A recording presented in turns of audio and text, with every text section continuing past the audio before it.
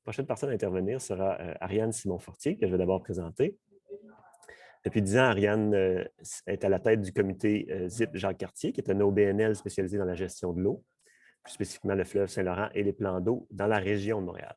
Donc, son équipe mène des initiatives qui visent à trouver des solutions aux problèmes liés à l'eau, comme la gestion des eaux pluviales, qualité de traitement de l'eau, évaluation des berges, de la biodiversité, restauration de la faune aquatique, niveau d'eau, navigation commerciale, accès aux berges, activités aquatiques et récréatives. Donc, tout ça dans une région où il y a jusqu'à 4 millions de personnes dans la région métropolitaine. Donc, Ariane est impliquée dans des initiatives de planification territoriale, dont celle de la table de concertation régionale au Saint-Laurent-Grand Montréal, qui cible les plans d'eau et les municipalités riveraines d'un large territoire couvrant le lac Saint-François jusqu'à l'entrée du lac Saint-Pierre. Et donc, finalement, je dirais l'accès à l'eau, la conservation des rives et la conciliation des usages et de la biodiversité sont des thématiques qui font partie de son quotidien. Alors, Ariane, la parole est à toi. Merci beaucoup. C'est une belle introduction, une belle entrée en matière. Je vais partager mon écran juste un instant.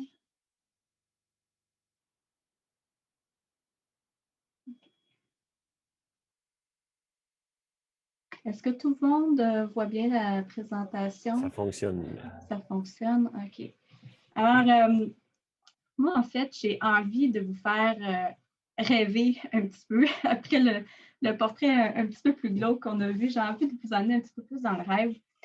Je vous inviterai à vous positionner au centre de vos îles respectives et de tourner votre regard vers l'extérieur.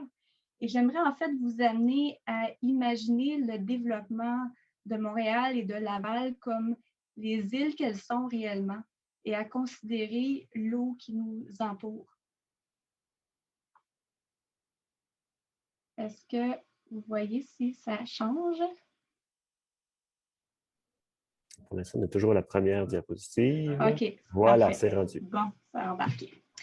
Alors, à travers le temps, le fleuve et les plans d'eau ont joué vraiment beaucoup de rôles dans le développement de nos sociétés. Ils sont vraiment indissociables de notre identité et de notre propre développement. Si on regarde juste quelques-uns de ces rôles-là, on sait que le fleuve a joué un rôle de voie d'accès important pour la découverte de nouveaux territoires. Les plans d'eau jouent aussi un rôle de communication et de commerce. Ils ont permis de développer notre économie. Ils ont servi de décharge également à tout ce qu'on ne voulait pas conserver sur notre territoire. Et ils ont également nourri l'ensemble de nos loisirs. Et tous ces usages-là partent d'un même paradigme, soit celui que l'humain doit contrôler, maîtriser et diriger un écosystème afin qu'il entre dans son propre cadre, alors qu'en réalité, l'eau ne répond pas toujours très bien aux règles humaines. Tous ces usages-là aussi ne s'accordent pas nécessairement entre elles. Et s'il y a un thème qui est récurrent à travers le temps et le développement de nos villes, c'est le thème de nuisance. L'eau a été premièrement une nuisance sanitaire à cause de tout ce qu'on a déversé dans nos plans d'eau. Nos plans d'eau sont devenus en fait des vecteurs de maladies et donc de risques pour la santé humaine. Le deuxième obstacle, la deuxième nuisance, en fait, c'était être un obstacle à la libre circulation des biens et des personnes sur le territoire, donc des obstacles à franchir. Et le troisième nuisance, c'était en lien avec les fluctuations naturelles de l'écosystème aquatique qui menaient à des inondations et qui également provoquaient des problèmes qu'on a connus en 2017 et 2019, d'inondations sur le territoire. Et en conséquence de tout ça, on a observé des fermetures de plages qui existaient dans les années 70 à cause de la contamination de l'eau. On a assisté à la canalisation des ruisseaux et également à la privatisation des rives. Juste à titre d'exemple, je vous montre une carte de Montréal et ses ruisseaux. À peu près dans les années 1900, on observe qu'il y a à peu près 200 km de rivières et des ruisseaux qui existaient à même le continent de l'île de Montréal. Puis l'île de Laval, l'île Jésus, en fait, n'est pas en reste non plus parce qu'elle a également de nombreux ruisseaux sur son territoire.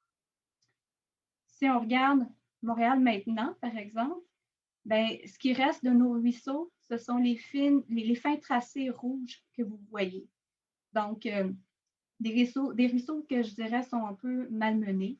Et à Laval, il y a aussi des études qui ont été faites au niveau des ruisseaux sur le territoire qui sont aussi malmenés au niveau de la qualité de l'eau.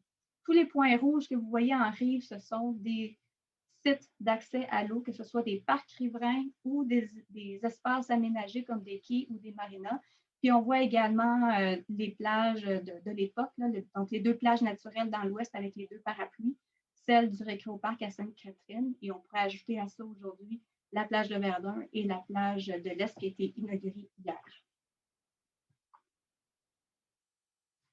Petit à petit, notre caractère insulaire est revenu dans l'esprit collectif, et particulièrement lorsque la température grimpe, parce qu'on vit de plein fouet les conséquences de cette urbanisation-là, dont entre autres les îlots de chaleur, qui sont un phénomène qui vont se reproduire de manière plus grande avec le temps et les changements climatiques. Les demandes citoyennes abondent aussi pour récupérer des espaces en rive. C'est ce qui est arrivé, entre autres, avec la plage de l'Est. Il y a 15 ans à peu près, les citoyens dans l'Est ont réclamé des nouveaux espaces, des nouveaux accès au fleuve. Et aujourd'hui, on a le résultat de toute cette concertation-là et tout cet effort collectif de récupérer des espaces en la plage de l'Est qui est inaugurée. Et en tant qu'insulaire, c'est de notre ressort de développer une nouvelle culture qui s'appuie sur l'intégration de l'eau dans nos propres modes de vie. Et ça inclut le développement de compétences. Le jour où nos enfants vont savoir nager et manipuler une embarcation autant qu'ils savent pédaler, on pourra dire qu'on va y être arrivé. Aujourd'hui, on a certaines tendances à vouloir peut-être encore canaliser nos ruisseaux, mais à travers le monde, cette tendance-là s'inverse. J'ai pris ces exemples-là parce qu'ils sont assez parlants et très, très imagés, mais j'aurais pu en choisir plein d'autres et de diverses natures. Alors, ce premier exemple-là, c'est la restauration de la rivière Cheonggyecheong à Séoul, en Corée. J'ai probablement écorché le nom de la rivière. La première image à gauche, vous voyez, en fait, c'était le tracé de la rivière originelle qui était là et qui a été recouverte suite aux nombreux travaux d'urbanisation et de développement de la ville. C'est devenu une autoroute de 5,6 km et de 16 mètres de large. Et dans les dernières années, avec les considérations en matière de développement durable, la ville a pris la très audacieuse initiative de remplacer cette autoroute-là par la rivière qui coulait là auparavant, qui est un peu un patrimoine national qui avait été perdu. Donc, ils ont jeté l'autoroute à terre, ils ont ramené la rivière à l'air libre et ils ont réparti les espaces routiers de chaque côté. C'est ce que vous voyez là, après dans la troisième vignette. Et le résultat, vous le voyez entre autres dans l'image de droite. Et ce qui est fantastique avec ce projet-là, c'est que c'est devenu un espace emblématique pour la ville. Donc, autrement dit, les gens se rassemblent énormément le long de cette rivière-là et ça devient un milieu de vie. Et ce qui est extraordinaire, c'est que dans les dernières années, la biodiversité est revenue. Donc, oiseaux, poissons, amphibiens sont venus s'installer dans cet écosystème-là, malgré le fait qu'il y avait de l'aménagement autour puis un peu de béton autour. Mais le milieu naturel a permis ce retour-là de la biodiversité en ville. À titre de comparaison, là, si on regardait par rapport à nous, je pense que l'impact serait le même que de prendre l'autoroute des Carrés, de l'acheter à terre et de remettre une rivière à cet espace. Un deuxième exemple de ça, c'est la décanalisation de la rivière Sawmill à Yonkers, dans l'État de New York. L'objectif de ce projet-là, c'était parce que le centre-ville dépérissait.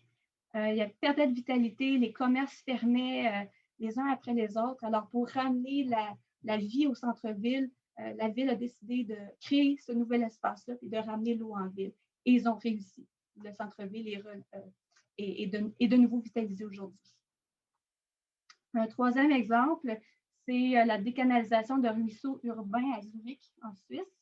La ville de Zurich, c'est une pionnière en matière de décanalisation. Entre 1988 et 2003, il y a à peu près 21 km de rivières qui ont été décanalisées. Puis au départ, l'objectif, c'était de séparer les ruisseaux du réseau d'égouts sanitaires qui avait été combiné là, pour réduire la pression sur les usines de traitement. et réduire les coûts également. Mais avec le temps, cet objectif-là s'est transformé. Et d'un besoin technique, l'objectif est soudain devenu d'améliorer la qualité de l'eau puis d'intégrer l'eau comme faisant partie importante de la toile urbaine. Il y a de nombreuses initiatives qui ont lieu dans ce sens-là à Montréal, à Laval également. À Montréal, on parle de nouvelles plages urbaines, donc on en a parlé tout à l'heure. On parle aussi d'infrastructures vertes, comme par exemple des ruelles vertes et bleues, des jardins de pluie, des stationnements perméables.